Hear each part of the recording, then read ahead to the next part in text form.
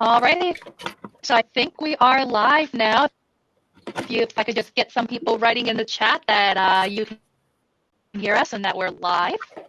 Looks like we have about 19 people with us right now.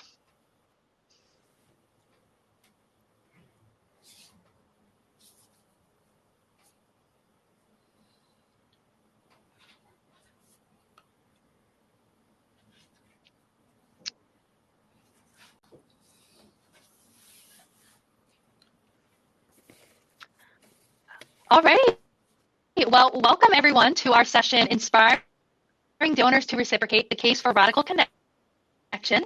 Today we have our speakers, Nathan Chappell and Brian Crimmins. Nathan is a thought leader, public speaker, author, and inventor, and is one of the world's foremost experts on the intersection between artificial intelligence and philanthropy. He serves as a senior vice president of DonorSearch AI, where he leads AI deployments for some of the nation's largest nonprofit organizations. Nathan's subject matter expertise has been featured in several publications, including Fast Company, the University of Notre Dame, and the Association of Healthcare Philanthropy. In 2021, Nathan founded Fundraising AI as a member-centric collaboration of nonprofit professionals with a focus on data ethics, data equality, privacy, security, and sustainability. He presented the first TEDx talk on the topic of artificial intelligence and the future of generosity in 2018. And then Brian Crimmins is a global leader in social impact, a popular public speaker on fundraising and philanthropy, and the chief executive officer of Changing Our World, a trusted philanthropy and social impact consulting firm. Though fundraising, corporate social engagement, research and analytics, and communications. Changing Our World raises billions in support of client causes while counseling leading companies and brands to design and implement strategic corporate responsibility programs that deliver social impact while driving a business strategy. Brian is a frequent contributor to nonprofit publications and has been invited to speak around the world on topics touching on corporate social responsibility, purpose, and social impact. Brian also serves the purpose leader within Changing Our World's parent company, Omnicore, helping it understand the community impact of more than 200 agencies across its network and advancing its commitment to sustainable development goals. With that said, I'm going to go ahead and remove myself from the stream and turn it over to Nathan and Brian. Great. Thanks, Amanda. And welcome, everybody. Thanks for taking the time out from this conference to join us here today, Nathan and I, on the topic of overcoming the competition for connection through what we've called radical connection, which is really what we're going to take you through over the next 30, 40 minutes and hopefully leave time for questions, is really some of the highlights and the main themes from our recently published book, The Generosity Crisis, the case for radical connection to solve humanity's greatest challenges. And so certainly many of you are aware of the fact that charitable giving, defined by the percentage of those households that are contributing to a not-for-profit, is trending downward. And we're all waiting this month, the Giving USA report, which will take us through all the highlights from 2022. But really, about 18 months, 20 months ago, Nathan and I were concerned enough about our industry and where giving was going that we put our heads together to write The Generosity Crisis. And about 7 months ago, we were thrilled to have this book come out, and we're looking forward to taking you through the main themes today. You had an introduction from Amanda about Nathan and I, so we're just going to jump right in and get into it. The first is we've just been, I know I can speak for Nathan when I say we've both been humbled by the response that the book has received within the not-for-profit community. So thank you to many of you maybe who have not only read the book, but have certainly passed along feedback. We know that there's groups that have created book clubs around it. So it's just been way beyond our wildest dreams, the response that the book has had. And it's, not a book we jokingly say that you write called The Generosity Crisis to make a lot of friends.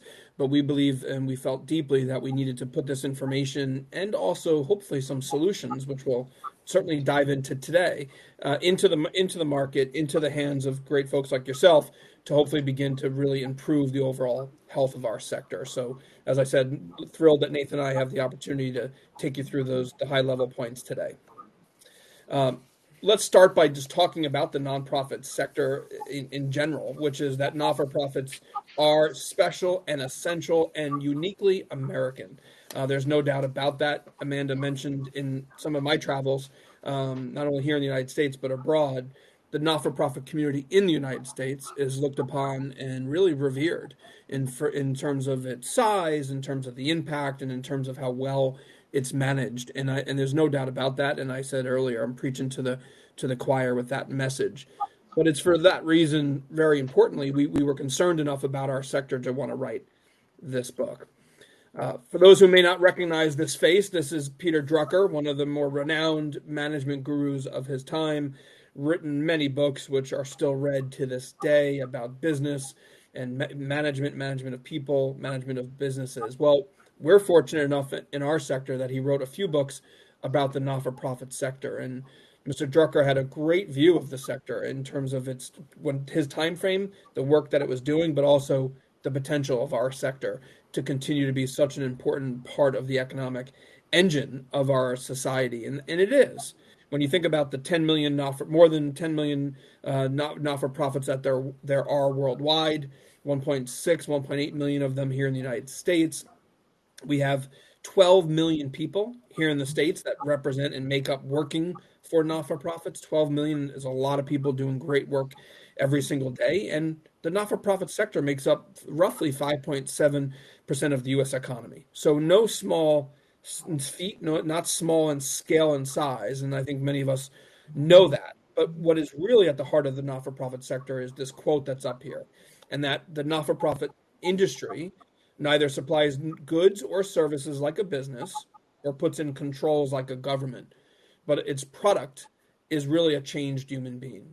And I think looking at some of the folks that are here today and the wonderful organizations that you're representing, a changed human being is somewhere at the core of your mission. And so that's what was really another aspect of what concerned Nathan and I, not only for both he and I having been in this industry for 20 plus years, there was a concern for some of the industry tactics and some of the ways in which we go about raising of funds, but really the importance of getting out to all Americans and everybody beyond that, just how important the not-for-profit community is and how much of it touches everybody's life every single day. So it's a dual-pronged approach. So it's really important that we turn around the generosity crisis so that we can have a healthy sector to continue to play its role in our society here in the United States and certainly abroad. Yeah, excellent. And thank you, Brian. And just for the audience attending, we know that, jumping into a session titled The Generosity Crisis might seem a little depressing, but at the same time, we feel that it's important to level set, to essentially take stock of where we're at. But I promise you, throughout this presentation, we're going to fly the plane back up again, and we're going to share practical examples of how we can collectively reverse the generosity crisis, because our hope, Brian and I really hope that there's never a need for another book or a follow-up to the book on the generosity crisis in terms of the decline in giving. As Brian said, generosity in America is largely a mainstay. It's something that Alexis de Tocqueville came to the U.S. and wrote extensively about in his journeys, and this unique commitment of Americans to contribute back to their community, to connect in these deep, visceral ways. And now, of course, a long time has passed since then, and we know that business has changed and nonprofits have changed. And around to go back just about 2012, something happened that I was just really, really curious about where we were going in our sector. I spent 20 years in the fundraising world, and essentially every year, without fail, every year after year, essentially my goal increased. So if that sounds familiar to you, your goal increases, but at the same time, when I was looking at the number of people that we were raising money from year over year, those increased goals, we were essentially raising more money from less people.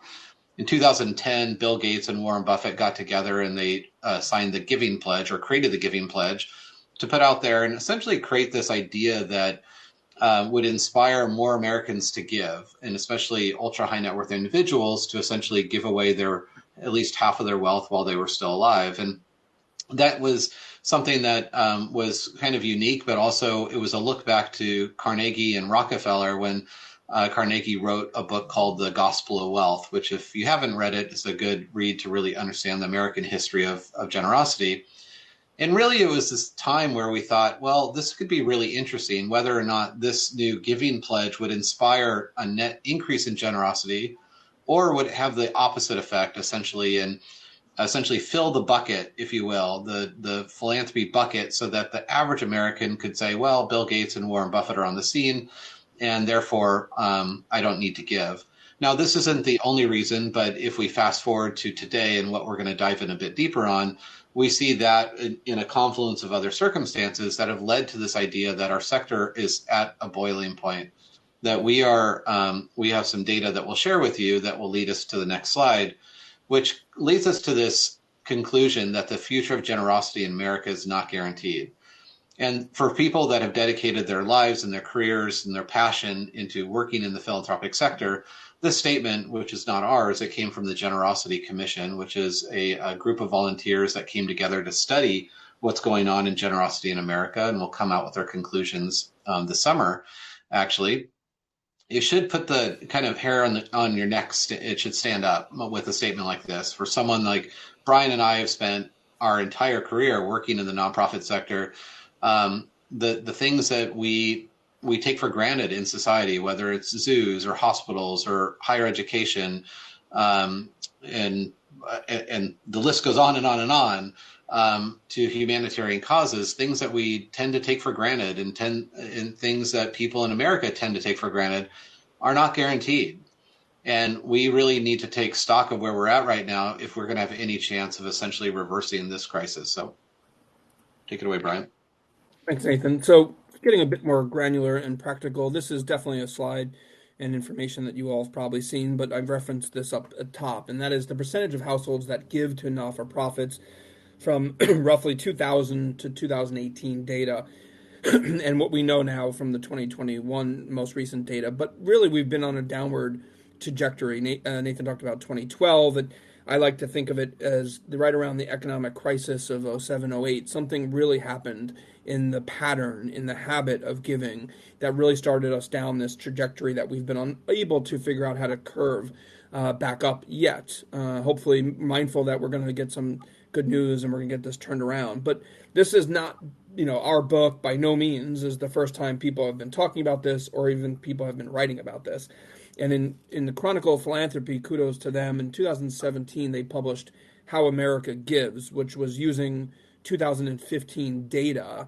And they were the first ones, at least that I was aware of back in 2017, 16, 17, to say, wait a minute, something happened in 08, 09, 2010 that has us heading in the wrong direction. And they themselves said to Nathan and I not that long ago that when they wrote this report, How America Gives, there wasn't much reaction from our sector. There wasn't a lot of webinars or podcasts. Not that there were many podcasts back then, but there wasn't a lot of dialogue. As they said, we weren't sure our sector was ready to hear this news. And fast forward to last summer, Nathan and I were interviewed for what they called the giving crisis, which really provided another lens on this downward trajectory that we've been on. And from what we've been told, it was met with much more of a response, much more of people acknowledging the crisis, but also, and I thought this July issue from last year did a great job of highlighting some not-for-profits that were really turning around and getting more participation and getting more dollars in the door and really spotlighting what it was that they were doing. So combination of admitting and acknowledging the challenging time we're in, but also beginning to talk about some of the solutions. And so for us, and this is kudos to Nathan, when we were writing the book, certainly he was spending a lot of time, we both were, but looking at data and trends both in our sector and outside of our sector, and we'll touch on that in a little bit. But Nathan really figured out that the downward trajectory that we were on, if left unchecked, if left unattended to, has given all but ending in roughly 49 years, which is hard to believe. It's just that short amount of time. I think it speaks volumes to the unfortunate downward trajectory that we are on. Now, do Nathan or I believe that will happen? No, we don't. I definitely don't, but I also don't know where the bottom is. And I think if you look at Canada, you look at Europe, and granted there's different factors there relating to taxes and government, but they are at much lower levels. So the scary part for us is, again, left unchecked, we just don't know where the bottom is. Where do we bottom out and start to come back up? But I believe collectively together, I think certainly the conversations that we've been privy to have in the last 7 months since our book came out, I'm fired up and I'm energized by what we're starting to see in terms of not only the acknowledgement, but some not-for-profits putting in some great relational strategies in place to begin to bring back a donor base that is so needed for all the work going forward. Yeah, and one of the things that we'll just add to make sure that this presentation is current, because of course, the moment our book was published, it was already out of date with, existing trends. And so whenever you see a long downward trend that spans 20, 25 years, it can feel a bit unpersonal, and so what we wanted to do is actually share some data that came out recently, and that through the Fundraising Effectiveness Project. And this data here basically shows that this trend continues, but it also is impacting organizations today in real time. In 2022, in Q4 of 2022, the Fundraising Effectiveness Project shared something that was a bit troubling, that since 2012, for the first time now, we've had this decrease in number of donors participating in charitable giving for quite a while. You saw. But in Q4 of 2022, we also saw the dollars going down. So as Brian said earlier, Giving USA will release their new report on June 20th of this, well, in a few weeks. And so we'll see, essentially how drastically or not, but if it follows the Fundraising Effectiveness Project. But overall, essentially, what it's coming down to is that our sector is a bit fragile, that as a sector, we've actually put a lot of eggs in a very few baskets, because people will ask us, well, if giving is almost $500 billion or $487 billion, essentially, how are we still thriving? How is the bucket still being full? Ultimately, what this means is that in large part, a lot of ultra high net worth individuals are making up a larger piece of the pie. And while doing that, we also look at things like uncertain economic times coming up. And right at the end of last year, we saw less people joining the Giving Pledge as ultra high net worth individuals than ever before. And so, corporate dollars and ultra high net worth individuals making up such a large piece of the pie creates some fragility within the spectrum here that we're looking at in terms of how are we going to continue to keep this.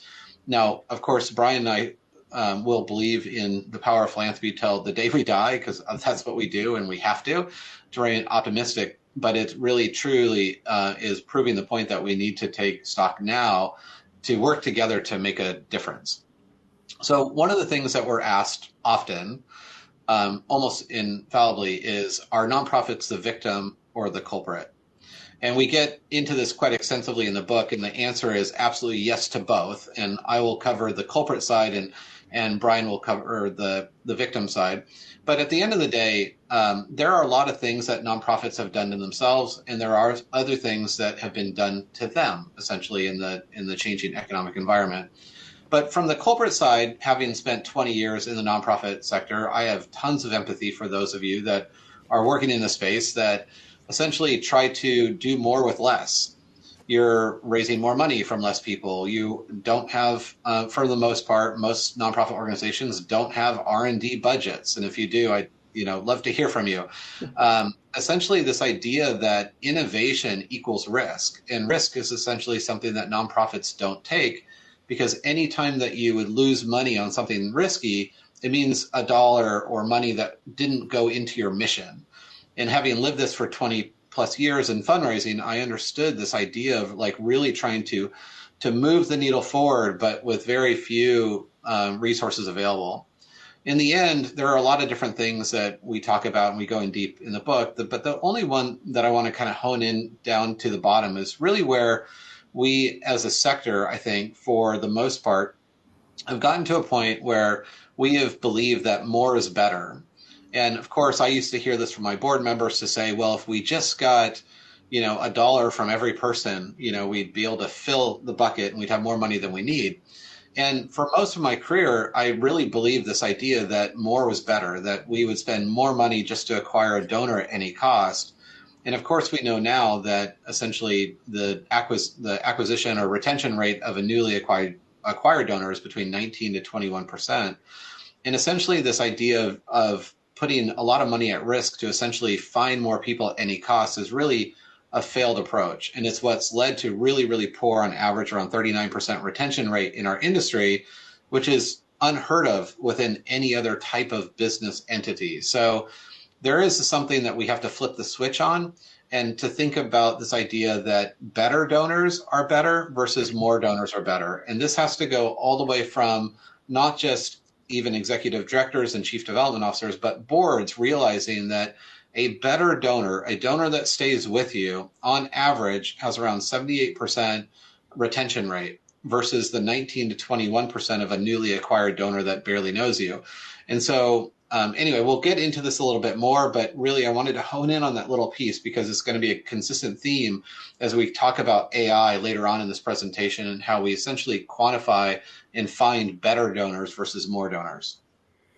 So Nathan covered the culprit aspect of the victim or culprit scenario. I'll touch on the victim. And to say that there's external forces just working with us, against us, sideways would be an understatement. There's a lot of them. And as Nathan said, we covered a fair amount of these in the book, and we tried to, unpack them a bit more than certainly we'll be able to do here. But a couple of things that I just want to touch on. One is the annual decrease in trust. And really we should probably add trust and happiness, because those are two things that if you Google them, you'll see a handful of reports out. And unfortunately, we as a society are at our, I don't know about the lowest, but we're trending downward low in annual decrease in trust in each other, trust in organizations, and happiness. And I just think in general, if that's the backdrop of our society today, giving is such a trusting aspect. It's such a trusting act that I just think it's, not a great environment for us to try to be operating in. And the second would be the number of not-for-profits. I think we're competing, 1.6, 1.7, depending on where you look. It was only about 20 years or so ago, that number was 875,000. So we've, in a sense, doubled in size as an industry, which is great on one hand, but also problematic in another when you think about the next box on the top middle there about the omni-channel messaging. Certainly there's no lack of noise in the marketplace for organizations who are doing great work. The other one that's really concerning for us because of what it implies and implicates further is the annual decline in religious affiliation. And that has its own similar downward trajectory. Those that are aligning with a faith-based organization is on the decline, similar to the decline of giving. And why that's important for us is really a couple things. One is it's not necessarily we're arguing whether people should be religious or not. That's not the point. The point is that what concerns us is the fact that all religions actually, have different ways of describing, but all religions have this notion of giving back as part of it. And it's giving back, and it's often a giving back message and experience that many of us had maybe when we were growing up. And so there was this habit forming, there was this learning of giving, learning about our society and that there are others in our society who need help, that happened through that faith umbrella that we were a part of. And as more and more individuals at all ages are declining being religiously affiliated, the question becomes, where will they even be aware of some of the challenges of their neighborhood friends, but where will they be taught the lesson of giving back? And I think if we continue to project this element out, that's the bigger concern for us, is really this notion of where will we teach the concept of giving. And I think there's some things that are emerging on the scene that could, quote unquote, replace that, but that's going to be a really important aspect as we think about the next 5, 10, 15, even 25 years out ahead. But the biggest thing, and it touches on the number of not-for-profits, touches on the omni-channel messaging, but really it's this notion that even when you widen it out, it's this term that we came up with in the middle called the competition for connection. And this is one of, if not the biggest things that we want to leave you with and take you through something about how real this is when you all try to put your message, your needs in front of donors, potential donors. You're doing so in an extremely competitive marketplace. When you factor in the marketplace being competitive with the fact that in 2000, the average human, all of us, had an attention span of 12 seconds. So 23 years ago, we had an attention span of 12 seconds. If I were to give you an opportunity to guess what you think it is now, I'm sure many of you could probably come close to being correct that we've lost 4 seconds. We've now gotten to the point where we as human beings have an attention span of 8 seconds, which puts us behind goldfish, believe it or not, now, who have an attention span of 9 seconds. So if you think about that, we have an incredibly crowded marketplace. We have more not-for-profits. We have a lot of people talking at us in so many different ways, and yet we're doing that to an audience, a marketplace, if you will, that has the lowest attention span we've ever had, and that we're officially behind goldfish in our ability to pay attention. So I'll let Nathan jump in and talk about his good friend Elon Musk and what he has going on as well that makes it challenging. Yeah, and this, essentially, again, Brian always says to team me up with my best friend Elon Musk.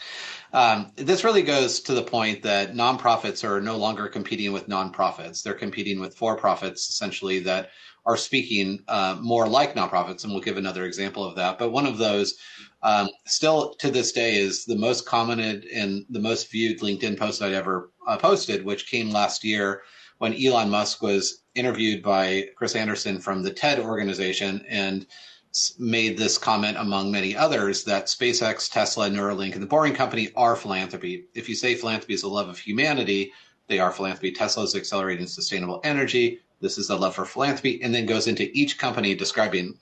The post I just shared was essentially, well, if Tesla, is essentially a philanthropy, does buying a Tesla make me a philanthropist? And what was so interesting about the post and the comments on that post were the disparity of thought. A lot of people said, well, this is absolutely, nuts. Of course it's not, you're not a philanthropist if you buy a Tesla. And those are people that probably are in my friend network of people that I work with that are very protective of the traditional nonprofit sector. But the amount of comments from the other side that came, well, absolutely, that essentially we know that, less than 50% of people buy products from companies that defy their values. At this point, is the average American thinking, yes, this is a modern day version of philanthropy, that buying a Tesla because it's helping save the planet, does it give me the same, rush of dopamine and serotonin that making a gift to the Nature Conservancy gives? And so there's a lot of change in our debate in the world around how business is conducted. And Brian will give you a couple of examples right now. Great, thanks, Nathan. And before I do, let me just segue. I think it's Patty. I saw in the Q&A the great question and an important one. The trajectory downward in the 49 years ending giving was relating to individual giving, individuals, households, not corporations or foundations. So that was the specific data point which we used, individual household giving. So just wanted to answer that. So Nathan's comment about companies and the role they play in society, but even more importantly, the way they position themselves in society and to ourselves. And you just saw a great example from Nathan's good friend, Elon Musk. But we wanted to really unpack this and just to give you a window. Besides helping not-for-profits every day, one of the other things Changing World does is help corporations and help them with their commitments to society. So I've had a front row seat for the last 5, 10, 15, 20 years to see how well companies are evolving, understanding that in order to sell more products, whatever that might be, they've really hit on this notion of values. And by that, I mean shared values. And by that, I mean if they can show us and you that they share the values you hold, well, then you're gonna become going back to Nathan's comment, a longer donor, a longer purchaser of their products. You're going to be upwards of that retention numbers in the 70s and 80s versus the one-time acquisition, acquiring one of their products and then moving on. And so what they've done, and this is why we spend a lot of time in the book talking about this competition for connection, because that's what this is all about right now. Companies, not-for-profits, organizations, people trying to compete with one another for our connection. And to give you an example and to play that out, here's 3 statements. One is a mission statement, a vision, and a values. The first one being we exist to save our home planet. The next one being we exist to fight for a fairer, more beautiful world. And then we have the values that says human rights, dignity, social and economic justice, environment protection, restoration, and regeneration. These are the values that we hold. Wonderful statements. Beautiful statements that I would think many of you, whether it be today, but certainly 5 years ago and beyond, would say these are the mission, vision, and value statements of not-for-profits, that this is the moral high ground that many of them hold. And in reality, These are the mission, values, and positioning of these companies: Patagonia, Body Shop, and Ben and Jerry's. And so just love to bring this up and point this out because they are by no means the only three. Now, they happen to be three pioneers, if you will, in the social impact space and the talking about this and talking about themselves beyond existing just to make a profit and just to sell a product. They really understood their role in society, so much so that Patagonia has now actually created themselves into a not-for-profit with their product. I mean, with their profits every year. So, but this is what I mean when we think about the mind share that each of us have to figure out where do we want to do good in the world? Where do we want to put our energy, our money? We're now, therefore, it puts not-for-profits competing around that mind share with companies who are now positioning themselves in that values-oriented way. And the results of this work by companies has been staggering and actually easy to follow the results of it through something called the Edelman Trust Barometer, which comes out every spring, and this is the results of this year's report, 2023. And if we think about the trust, if it's measured on the axis of ethical and competency, this is what we show you here. In 3 short years, businesses have jumped 19 points in terms of being seen as more ethical, meaning they've gained 19 points on the ethical spectrum, which means it's inching up, if you're seeing on the screen here, very, very closely to the ethical, I call it the moral, but the ethical high ground that not-for-profits have had that position, and rightfully so, for the longest time. Well, it's being challenged now. The not-for-profits are being challenged as being seen as more ethical as businesses. And when you combine that with the competency level, which is the left to right axis, which has the not-for-profits certainly behind the competency level of businesses in terms of how they're perceived, we have a challenge in creating that trust. We have companies who are absolutely moving in the overall messaging of trust, leaps and bounds in the last 3 years, such that now they're challenging this sacred space that, as I've said, once used to be the playground, if you will, of just not-for-profits. But we believe, and this is the real center of the book, the second 2/3 of our book, is that there is a solution and that there is a way out of this for not-for-profits, but it's going to take one that involves us kind of breaking away out of our old thinking, breaking away of maybe how we're using old technology, and really beginning to think of a big change in management that needs to happen within our sector for us to get back to that winning position that I know we can all get to. And I'll let Nathan take you through what it is. Great. Well, thanks, Brian. And, hopefully we've made the case. And, I know it feels like the airplane's been crashing this whole time that we've been talking, which is why Brian and I don't get invited to a lot of parties. But we are optimistic people. And actually, when we wrote the book, we knew that it had to shed light on what the potential is for a more generous future. One of the things that we really came down to is this idea of connection. And what does connection mean? What does it mean today? What does it mean? What has it meant in the past? And what will it mean in the future? And just to highlight this idea that corporate America essentially is using lots of data and technology around individuals to what something Tristan Harris has called a race to the bottom of the brainstem. So essentially this idea that corporate America for many years now has been using artificial intelligence that was created through social media channels and different avenues, essentially to get to know you in a more personal way. And a few weeks ago, Tristan Harris came back and said, you know what, it's no longer a race to the bottom of the brainstem, it's a race to total intimacy. And so as Brian and I were thinking about and writing the book, we knew that we couldn't just say, we need to go back and connect with people the same way that we always did. We know that we're competing not just with other nonprofits, but we're competing with the for-profit world for this finite amount of intimacy that each person has.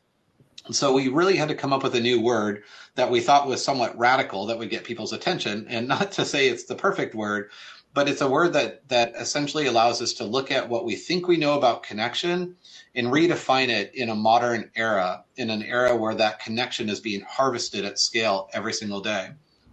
So you want to go to the next slide, Brian? And so really what this means is that we have to really flip the pyramid of how we've thought about connection in the past. And for the most part, most nonprofits essentially value success based on how much money you're raising. And the value of a donor is by how much money they have.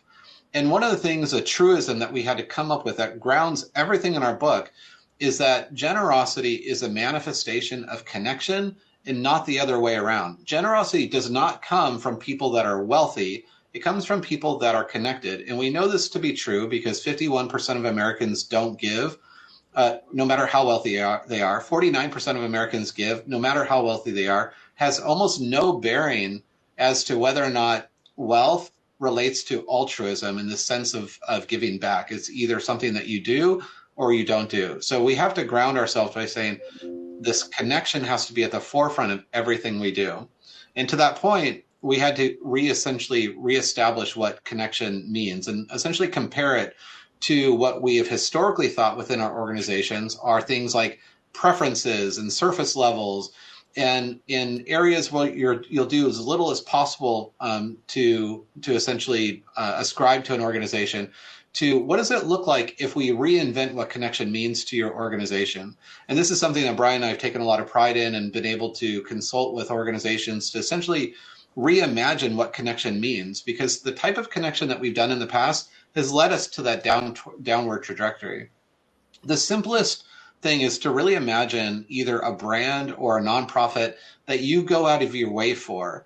What is that brand or nonprofit that you will literally, instead of like it just being convenient on your way home and you'll stop, but you'll literally go out of your way in a new city to go to that organization or to that corporation? And for me, Brian knows where I'm going, but it's always Patagonia because they never put them in convenient places, but I go out of my way for Patagonia because I have this radical connection with it. In terms of nonprofits that you love, what are the nonprofits that when someone asks you about your affiliation with that nonprofit, that you can't help but smile? The tone of your voice changes, that you get excited because you know what they're doing, like kind of in current terms, like in real time, you track their success and you're proud of your affiliation with that organization. If you think about what that means, that radical connection that you hold either with a brand or with a nonprofit, that is truly the lesson for nonprofits to really take stock. Remove your biases about what you've always thought connection meant.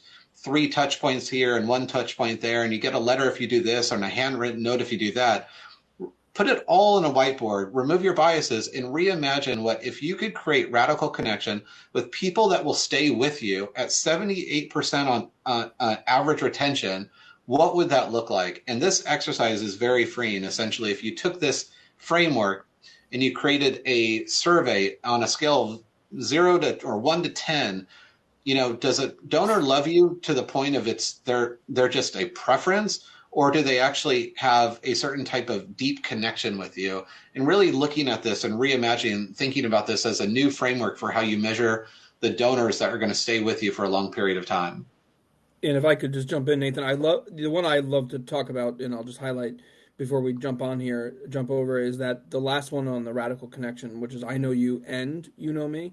I can't tell you how often, it's almost daily at this point, when I'm consulting, talking, meeting with our nonprofit clients, that I see this in action. A light bulb goes off where they're talking about or we're advising, and I'm like, wait a minute, this person absolutely knows this organization, and this organization knows that person. It's just they've reached that place where no matter what they talk about or ask for or request, that the answer is going to be almost a question of how much and how much time do you need, how much information do you need, how much product do you need. And the I know you and you know me is that become sort of my new litmus test, because trust me, there are plenty of relationships that aren't at that level yet, and we see potentially pushing maybe a bit early, thinking we're there when we're not with some of the strategies or some of the ideas. But that's another one to be able to think through, an important lens in which to figure out whether or not you've established radical connection yet.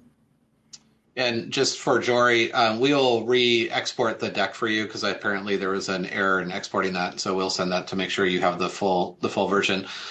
This really goes back to, and it looks like we have some people that are resonating with this topic. It really goes back to this idea of redefining what success looks like in your organization, and whether it's about acquiring more donors or about net increases in retention and bringing people along. And how do you value? We always ask when we're in live audiences, how many people, nonprofit professionals, know their revenue goal? And about 95 to 99% of hands go up, your revenue goal. And then we ask a follow-up question, how many of you know your retention goal? and usually around 2 to 5% of hands go up to that answer. We absolutely believe that we will not solve the generosity crisis until 98% of people know their retention goal, and that is a key metric for success. When we think about what the driver is of that retention, it really is this idea of radical connection. And we created this slide just to show kind of this idea, this intersection between on the axis of preference and intimacy is where you're driving for the upper right-hand quadrant to essentially create experiences, generosity experiences, as one of our friends, Tim Sarantonio, talks about, is this idea that, and even the term DXO is coming up within the nonprofit sector, which is really encouraging, about knowing that that donors go through a journey. They're not static, they're not finite, that we can move our systems and processes and our experiences to the upper right-hand quadrant to really build this radical connection with our constituents. And this is really how we should be measuring success. So the things we're talking about are not rocket science. A lot of times people come back and they'll say, well, that sounds like good old-fashioned major gift work, which I did for most of my career. And for a really long time, this is what we did before GuideStar, and I'm old, so I was fundraising before GuideStar.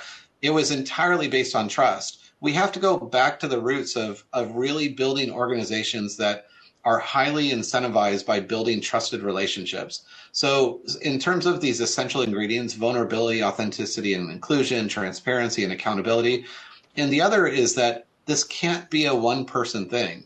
Proactive and consistent by many stakeholders. This has to be an institutional priority. And when I mean institutional, it can't even be fundraisers and their fundraising leaders. It has to be the boards as well that are essentially looking at not just filling a bucket and a revenue goal, but looking at, again, how many people did you start out with this year? How many people did you end this year? And by the way, the revenue will follow. And so that's really where we're looking and working really hard to help redefine what success looks like within our nonprofit organizations.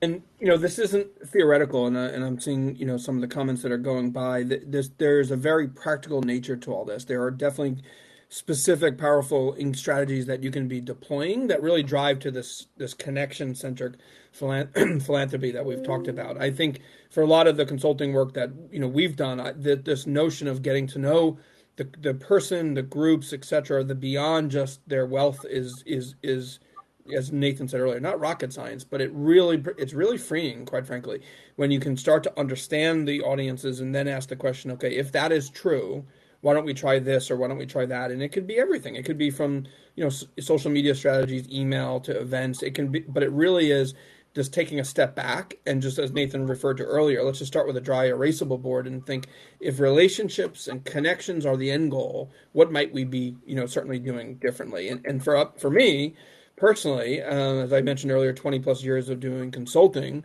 this one was a hard one for me to really to understand and swallow when we were doing the researching and writing the book. And we had this, aha, which was Nathan saying to me, could you imagine a day where you go in to consult with a not-for-profit and the first, second, third step you do isn't just a screening of their database, talking to them about where the wealth is, but really understanding the depth of the connection. Where are the connections at all levels? And then more importantly, what strategies can we begin to get in place to move people up that connection quadrant that Nathan just took us through? And as I said, this, for me, thinking this way has been freeing in and of itself. I find ourselves making, I think, more sustainable, more authentic strategies, recommendations, etc., based on than solely wealth. Of course, wealth is important.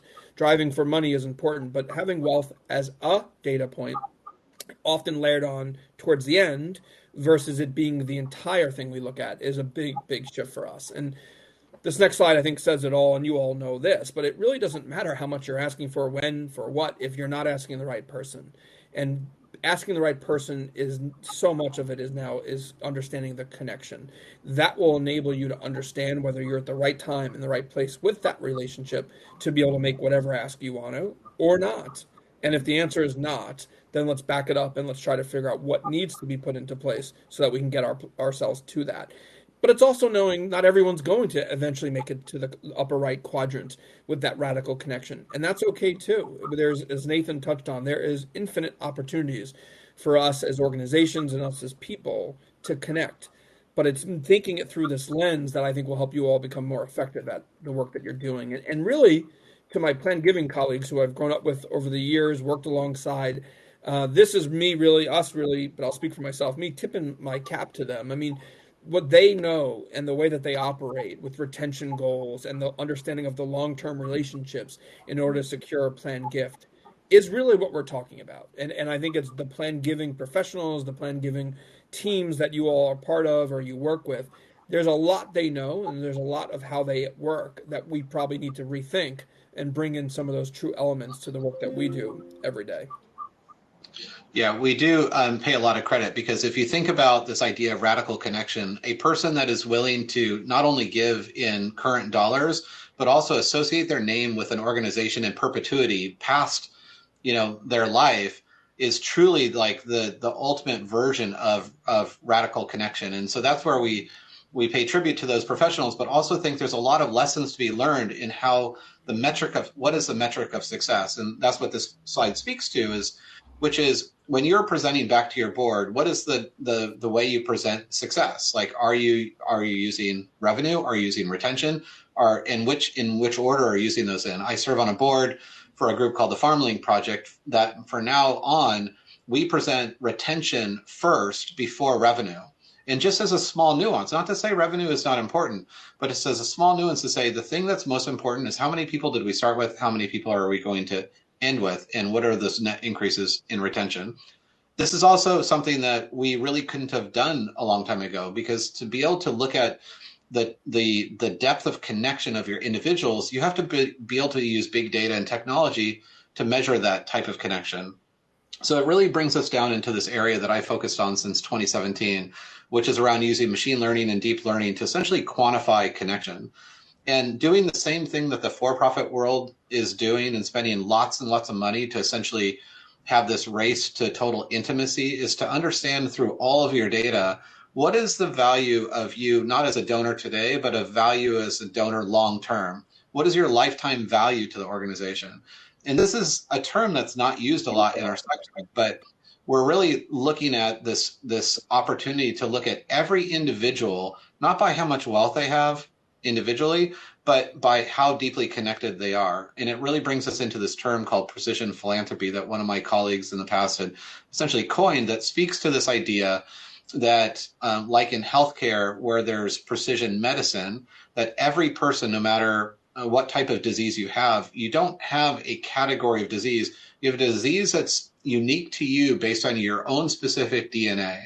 And the same is true what Brian was saying. It doesn't matter how much you ask and when you ask, in what way and in what purpose, if you're not asking the right person. Precision philanthropy looks at a person today and tomorrow and the next day as an individual, not as a donor, not as a prospect, not as a good donor or a bad donor or prospect, as an individual with a varying degree of connection to the organization. And by the way, that connection, the degree of connection will change tomorrow and next week and next month and next year based on the activities and experiences that you put in front of them. So when we really talk about this, and we'll round this out and kind of conclude with the practical aspect of this, AI, machine learning, deep learning is not a fad. It's not going away. It's something that, again, 9 of the 10 largest companies in the world are highly vested in. Is something that our industry is been lacking in for quite a while. So while 89% of nonprofits agree that AI will make them more efficient, only 28% have either even implemented or even experimented with it. And as we go in a little bit deeper, this idea that of the nonprofits that are highly vested in AI, less than 10% of them are using it to their greatest capacity. The average for-profit organization is using 3.8 instances of AI, whereas less than 10% of nonprofits are using AI to its fullest extent. There's only very few. We have a lot of catch up. If we're going to compete in this world that is not, again, competing with nonprofits, but for-profits, we absolutely have to level up our ability to really understand our donors in real time. So as we kind of finish this up and round out, there's one more. There we go. We'll kind of end this with some practical aspects, and we do have some downloads that you can download. We'll share that in a second. But the first two I'll cover, and then Brian will cover the last two. First and foremost, to adopt this idea of radical connection, you have to adopt a mindset that more is not better. It's about lifetime value and how do you maximize a donor experience to create longer lifetime value. That might be the need to bless and release people that are kind of dragging along within your organization so that you allow the time and effort that it takes to foster essentially better donors. The second is so important, easy to say, hard to do, is challenge all of your views and biases about connection affiliation. Allow your team to sit around and think through what would it look like if we prioritize connection through all aspects of our organization, not just on paper, but in real life as well, and through our processes and policies. And I'll continue with the theme of these are easy to I get it. These are easier to say and much harder to do. But the last two, centering efforts inward by focusing on goals and KPIs, as Nathan was referring to earlier, that really focus on the relational aspect over the revenue. And it might have to be that for the short term, you really force it over revenue so that you can begin to adopt a different methodology, because it'll be very easy to fall back to the revenue dominating, the money dominating the conversation. But really encourage all of you to think of it through that relationship lens.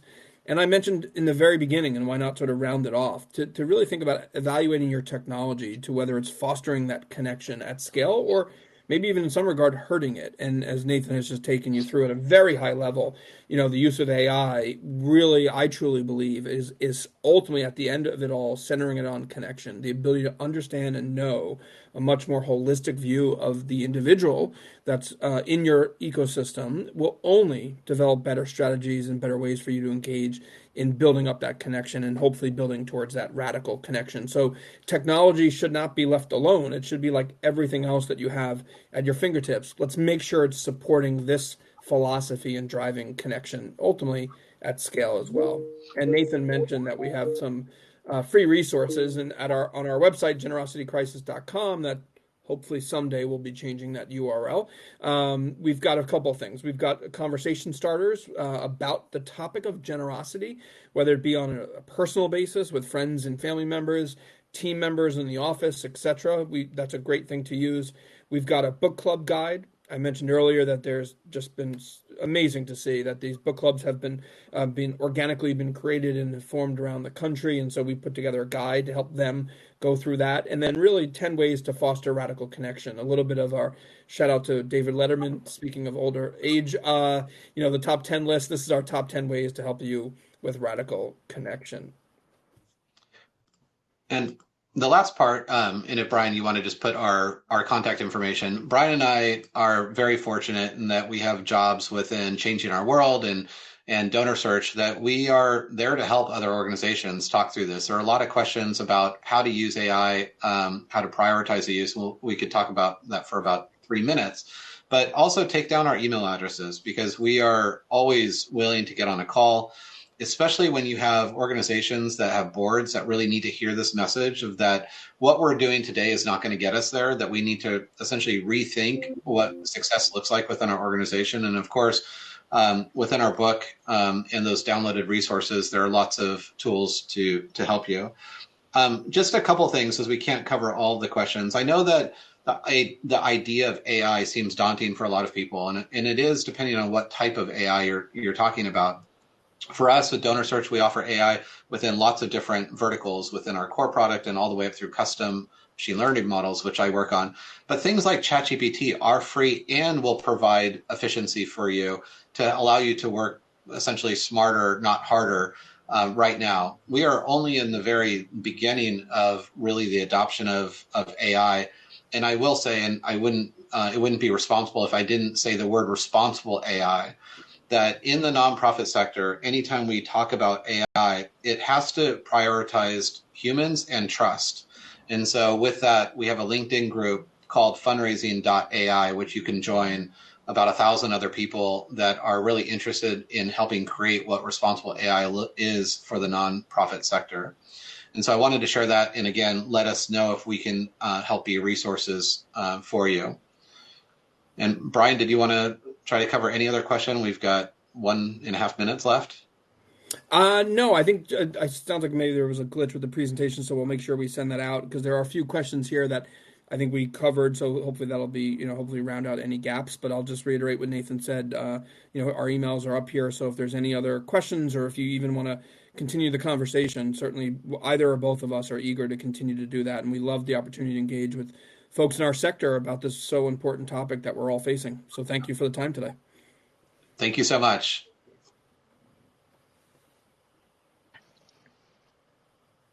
Alrighty, and let's see there. Sorry about that.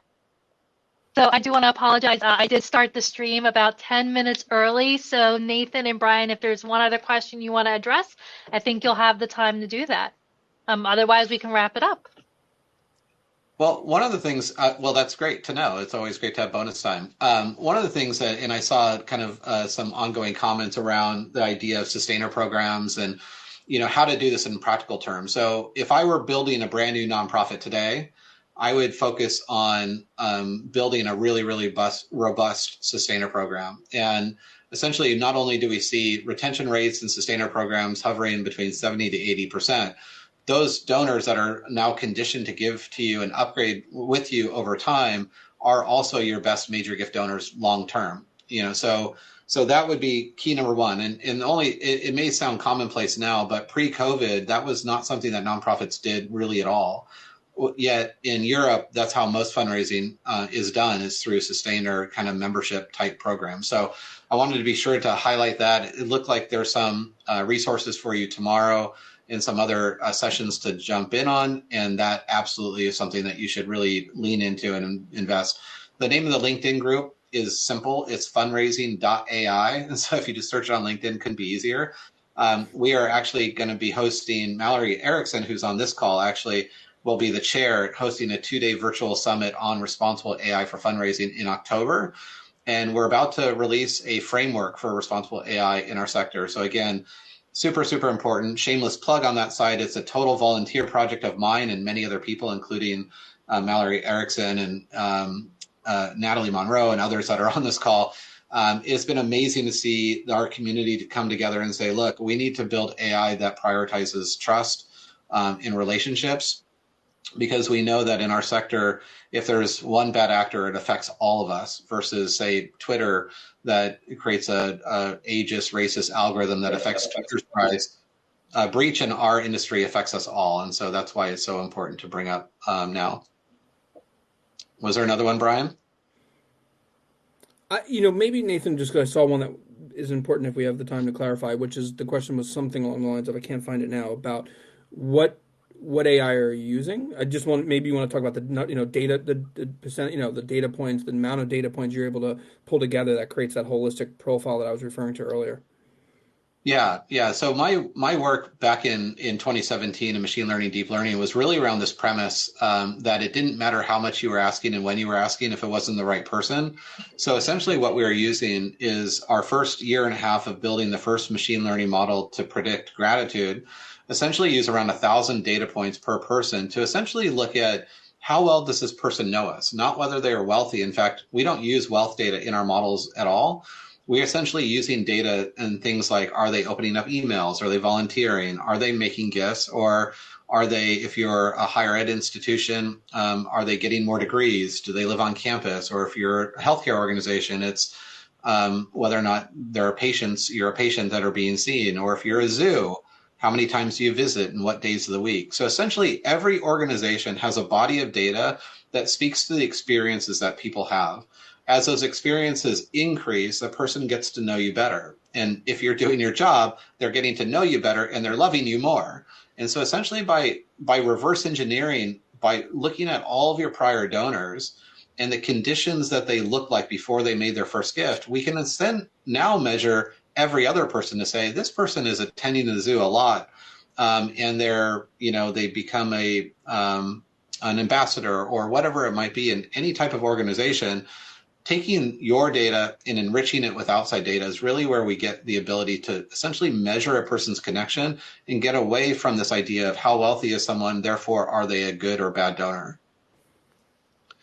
And of course, it's a lot. I mean, we're talking 7 years kind of in this making. I can't do this in 3 minutes, but we're always happy to talk more and share our philosophies on what responsible AI looks like.